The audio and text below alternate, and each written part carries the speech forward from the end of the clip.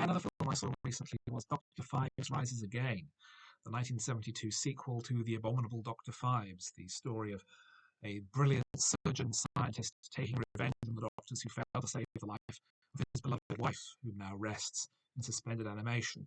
The film ends with Phibes putting himself in animation in a crypt next to her, arranging for his blood to be replaced with embalming fluid. 3 years later, clockwork systems rise Phibes from the grave, and he comes up with it, and he has a new scheme. You find the river of life in Egypt to allow his own hideously disfigured face to be cured, and both he and his wife to be granted immortality. As another person is on the case, an Egyptologist with a secret of his own. The police are after Phibes for the various murders in bizarre circumstances he's committed, and various characters assemble on the desert plains of Egypt, seeking the lost pyramid and the path to immortality within, as Phibes picks off various characters in the manner of ancient Egyptian plagues. It's very enjoyable.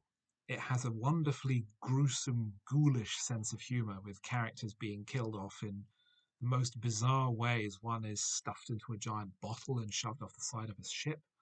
Another is sandblasted to death inside his car, leaving only an impossibly clean skeleton.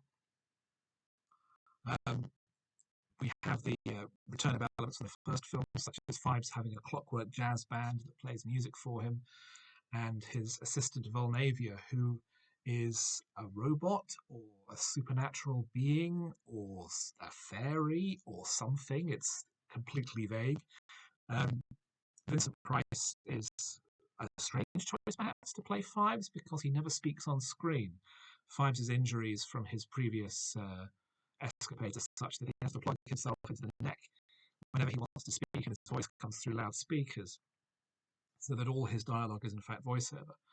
And there's some other entertaining touches, like having to eat or drink through a hole in the back of his neck, so he just holds a fork to the back of his neck and it comes back with the fork clean. It's not a deep film by any means. It has a beautiful production design. Robert Fuest, who directed the first film as well, comes back, and it has a very rich, opulent design, very baroque, very lustrous, with a mix of Art Deco and Art Nouveau. And it's really a treat to look at. There are some great performances. There are some cameos by the likes of Peter Cushing and Terry Thomas, who appeared in the first film but reappear here as new characters. I found it to be very, very enjoyable. And the the ending, I won't give away, although it's easy to look up.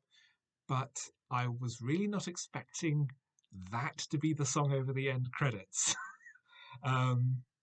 It's, again, you can easily look this up if you want to spoil it for yourselves, but I would recommend watching the film just to see how bizarre a choice that is for the film to end with that particular song, particularly performed by Price himself.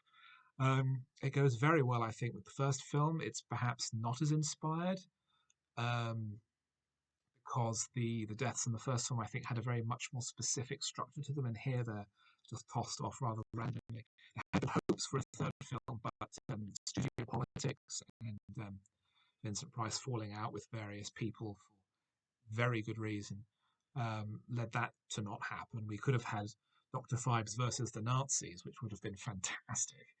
But the two Phibes films together are both highly entertaining comic strip horror, and I'd recommend them quite a bit.